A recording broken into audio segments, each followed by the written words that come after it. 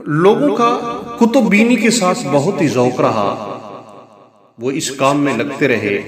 وقت کے بادشاہ بھی ایسے گزرے ہیں جن کو مطالعہ کتب بینی کا بے حد شوق تھا، کتابوں سے بے حد لگاؤ تھا۔ ابن عباد ایران کا مشہور وزیر تھا، اسے مطالعہ کے ساتھ بے حد لگاؤ تھا، مطالعہ کا اسے بے حد شوق تھا۔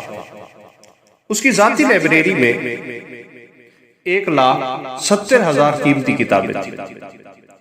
سلطنت کے کاموں کے سلسلے میں اسے دور دراز کے علاقوں کا سفر کرنا پڑتا۔ اس کی یہ عظیم لائبریری سفر کے دوران اس کے ساتھ رہتی تھی، چونکہ اسے مطالعہ کا بے حد شوق تھا، اور پھر وہ اپنے آپ کو فارغ نہیں رکھتا تھا، کتب بینی میں مصروف رہتا تھا مملکت کے کام کرنے کے بعد۔ تو اس مقصد کے لیے 4,000 اونٹ اس نے تیار کیے ہوئے تھے۔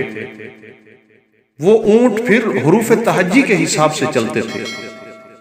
ان اونٹوں کے ساتھ تجربہ کار لائبریری چلانے والے، کتابوں کی ترتیب دینے والے ماہرین بھی ساتھ ہوتے تھے۔ ابن عباد کو دوران سفر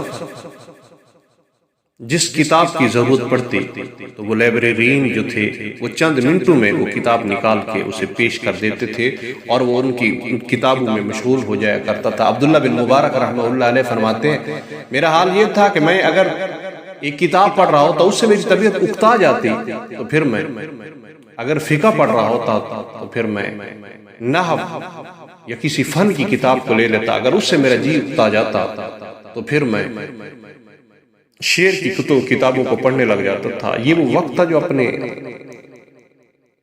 وقت کو لوگ ضائع نہیں کرتے تھے، انہوں نے علم کے ساتھ یہ ان کا اپنا لگاؤ تھا، اور وقت کے بادشاہوں کا بھی یہ سلسلہ تھا کہ ان کے ساتھ ان کی کتابیں چلتی تھیں۔ آج رفتہ رفتہ کتب بینی کا شوق ختم ہو رہا ہے، اہل علم ملتے نہیں ہیں، معلومات بھی انتہا لوگوں کے پاس ہیں، لیکن جو علم نافع ہے وہ نظر نہیں آ رہا۔